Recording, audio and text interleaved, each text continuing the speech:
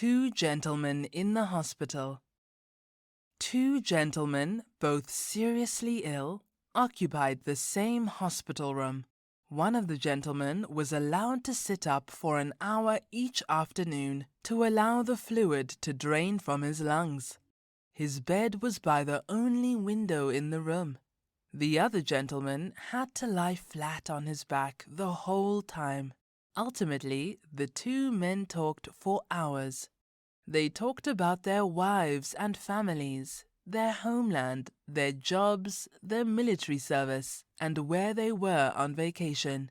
Every afternoon, when the gentleman sat up straight in bed by the window, he let the time pass by describing to his roommate all the things he saw outside the window.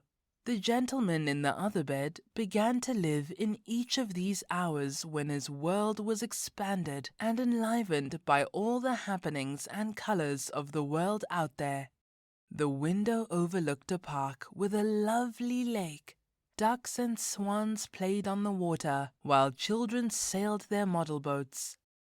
Young lovers strolled arm in arm through the countless colorful flowers, and a beautiful view of the city skyline lay on the horizon. When the gentleman at the window was describing all this, with all the smallest details, the gentleman on the other side of the room closed his eyes and imagined the pictorial scenes. On a warm afternoon, the man at the window described a passing parade. Although the other gentleman could not hear the chapel, he could see it in his mind's eye while the gentleman at the window described it with vivid words. Days, weeks, and months passed. One morning, when the day nurse came to bring water for the bath, she found the lifeless body of the gentleman at the window, who died peacefully in his sleep. She was sad and called the servants to have the body removed. After a reasonable while, the other gentleman asked if he could be moved to the window.